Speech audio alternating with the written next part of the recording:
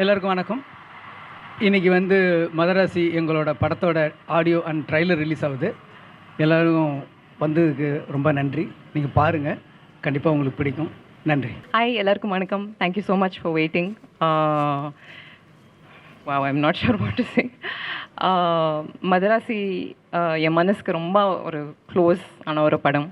It's I feel very very blessed that I'm able to come and share another film with the Tamil audiences again so soon. In the year I already ace mudichachi, ipo Madarasi vandittirukku and I'm very very very excited. I just like to thank all of you, the media people and the Tamil audiences. Enakku romba encouragement, romba anubhu kuduthadukku thank you so much. I'm sure you will all enjoy the film. Madarasi is an amazing action and love entertainer. The music is also extremely beautiful. Frames kuda romba nalla vanditirukku. So please enjoy the film and thank you all for your blessings. Sir, I've loved working with SK sir. அவங்க talent பற்றி, அவங்க commitment to his roles பற்றி everybody knows of course. But working with him, seeing all of that ஒரு first ஹேண்டில் பார்த்தது, it was really really inspiring for me. So I really love that. And Murugadoss sir also, we all know about his films and about his beautiful vision, but to see his energy and to work with that was a very beautiful process for me. So ரொம்ப சந்தோஷமா இருக்கு. And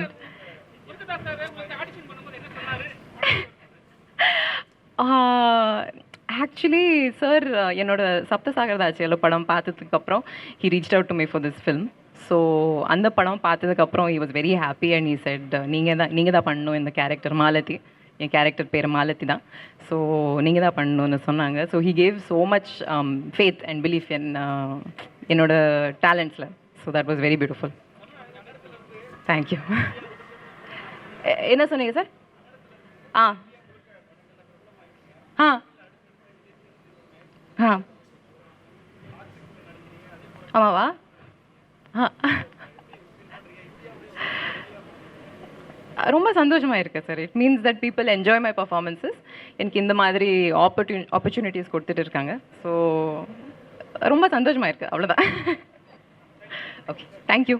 Murugadoss சாரோட ஒரு சமூக பொறுப்புள்ள படங்களை பார்த்து ரொம்ப இன்ஸ்பயர் ஆகியிருக்கேன். அவரோட நான் 3வது படம் வேலை செய்கிறது ரொம்ப ஸ்பெஷலான எக்ஸ்பீரியன்ஸ். அண்ட் எஸ்என்ஏ காம்போ ஒரு மேசிவ் காம்போ. அவங்க மிகப்பெரிய ஹிட் ஆல்பம்ஸ் க்ரியேட் பண்ணியிருக்காங்க. அவங்களோட நான் தொடர்ந்து பயணிச்சிருக்கேன். ரெமோ மாதிரி, வேலைக்காரன் மாதிரி, டான் மாதிரி படங்களில் ஒர்க் பண்ணியிருக்கேன். இப்போ திரும்ப அவங்களோட இணையிறதும் ரொம்ப மகிழ்ச்சி. சிவகார்த்திகேயன் அவர்கள் என்னோட நண்பர். இன்றைக்கி மிகப்பெரிய உயரத்தை அடைஞ்சிருக்காரு. அதை ஒரு நண்பனாக மகிழ்ச்சியாக பார்க்குறது மாதிரியே ஒரு சக கலைஞனாகவும் மகிழ்ச்சியாகவும் ரொம்ப வியப்போடவும் அந்த உயரத்தை நான் பார்க்குறேன்.